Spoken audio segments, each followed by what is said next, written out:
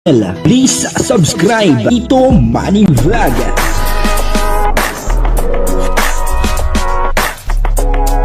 Payagan po si Tito Manny Vlog na mag-reactor para pambiling gamot sa kanya pong karamdaman. Wala man siyang records ng ng away. Si Kalingap Mikoy po ay napahanga sa isang babae. At yung babae may crush po sa kanya. Panoorin po natin yung video, alamin po natin kung ano po yung kwento tungkol po dito. At syempre, bibigyan po natin yan ng konting reaction. Pero bago po yan, ako muna po bumabati sa inyo lahat ng magandang umaga, magandang tanghali at magandang gabi sa inyong lahat mga kapatid. Kung saan man kayo ng panig ng mundo naroon ngayon, ay mag-iingat kayo palagi at pagpalain kayo ng ating Panginoon. Maraming salamat din po sa patuloy na tumatangkilik sa aking YouTube channel at nanonood sa aking video reaction. Patuloy lang po natin suportahan sila Kuya Bal Santos Matubang, Kalingap Rab at Edna Vlog, Jack Tapia at yung mga kasama ko pong reactor sa Kalingap. Galing din po yung mga charity vlogger na Kalingap partner. Ito po yung video na kung saan ay napahanga talaga etong si Kalingap Mikoy sa isang babae. At etong babae ay may crush kay Kalingap Mikoy. Ito po yung video at dito yung malalaman po natin kung ano po ba yung totoong kwento at kung ano po yung katotohanan. Ang kabuuan po ng video ito ay mapapanood po natin sa YouTube channel ni Kalingap Dan. Ayun, suportahan po natin Kalingap Dan. Ito po yung video. Paris, dito ka na. Hindi ka nak dito. Nakaraan wala ka dito eh. Boss, may Nagpupunta kami. nabalitaan ako. Ano yung boss? May sabi nung kapitbahay nila, nung after bagyo, si Myris umakyat ng bubong, siya daw yung gumawa para maibalik yung bubong. Alin dito yun? So natanggal talaga siya, binalik mo? Ng trapal nga. Grabe ang lakas ng loob mo. Paano may inakyat yan, Maris? Nagbiran pa ka ng hagdanan. Tapos, binalik mo yung pawid. Mag-isa ka lang. Gabi daw eh. Nagpatulong po ka sa kapitbahay namin. Pero umakyat ka talaga dyan para Nawa daw kasi tinulungan na lang kasi gabi daw. So mag-isa lang siya, may tumulong na lang kasi Oo, nakita. siya. Grabe ang lakas naman ng loob mo, Maris. Wala po kaya si Papa. Ha? Wala po si Papa. Kaya ikaw na yung gumawa, nilakasan mo yung loob mo. Pero takot ka nun? Hindi po. Hindi? Bahala. Sila nag-evacuate. Kasi pag Oo. di ko pag natakot ako, di ko maano yan. Kasi kung hayaan mo lang, baka mag-iba yung bahay nyo. Hindi kayo nag-evacuate? Hindi po. Dito Diyan lang po kami kayo? dyan sa kabila. Kasi nabantayan po namin ito kasi nagaganyan-ganyan. Kaso yun yung nakakatakot kung nandito naman kayo sa loob na Baka tumba. bumagsak. No? Buti, nandun lang kayo sa kabilang bahay. Opo. Pinapanood Kasi- na po namin. Parang magigiba na. Bahay na. Naglilipad-lipad na nga po yung sa taas. Pero tayo, di ba, lilipat kayo doon ng lupa. Kanino po yun? Sa inyo na po yun. Inulugan ko po itong lutin na ito. Ang nahulog ko pa lang ay 13,000 pa lang ay di pa na kumpletuhan. Magkano po ba to? Ano ito 56. 56? Oo, Itong in question to? Nahulugan ko na ng 13,500. Ganon yung katagal po hinuhulugan na yan?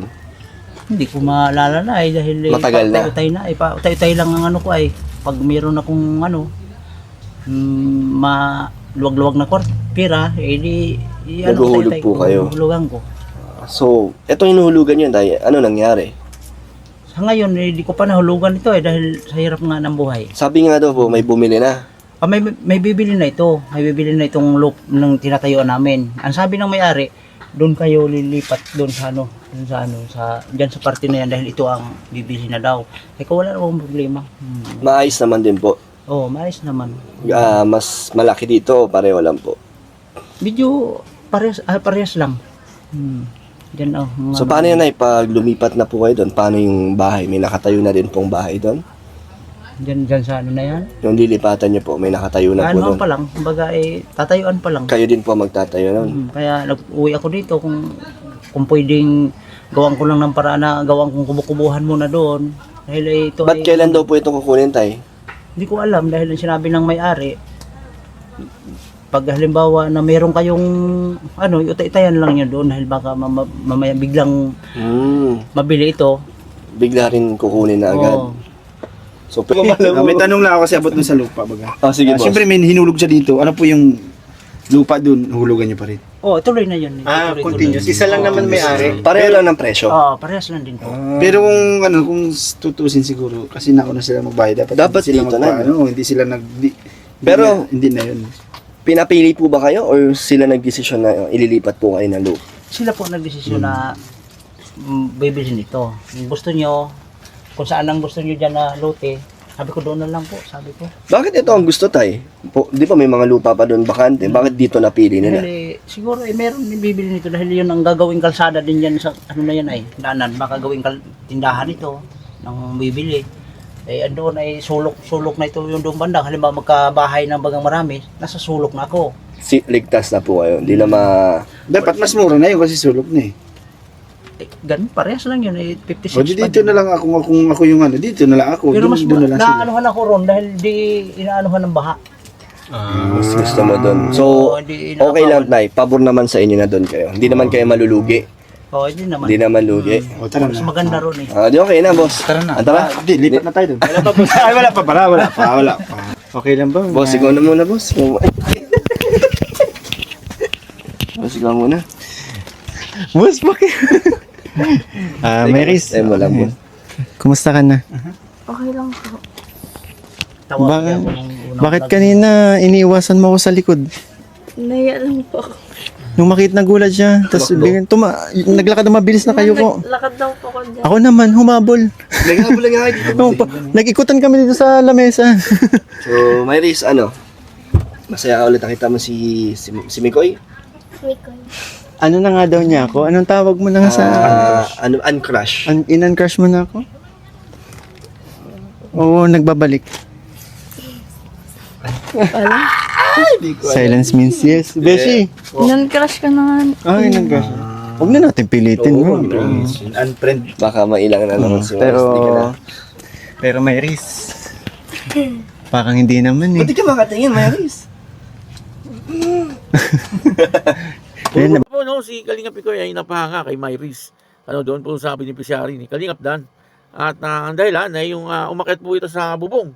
Kasi dumaan yung bagyo, At nung kapanahonan ng bagyo, nung gabi na, medyo mahina na siguro ang hangin, ay talagang umakyat po ito ng bubong upang sa ganun ay ayusin niya yung bubong nila. Kasi ay talagang nasira po yung bubong nila. Kitang-kita naman po hanggang sa ngayon na marami pa po ang tuklap. Nipa ang tawag yata doon sa bubong nila, hindi naman po yero. Kaya pagka po humangin ay talagang babaliktad po yun.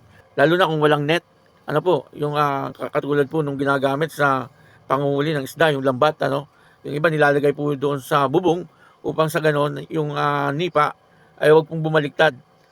Dito sa amin tawag ng nipa eh. Sabi nga po ni Myris ay hindi daw po siya pinanghinaan ng loob kasi kung manghihina nga naman ng loob niya ay wala pong gagawa noon. At kasi siya lang po talaga ang gagawa kasi nung time na yon ay yung ama niya ay nagtatrabaho po sa Manila.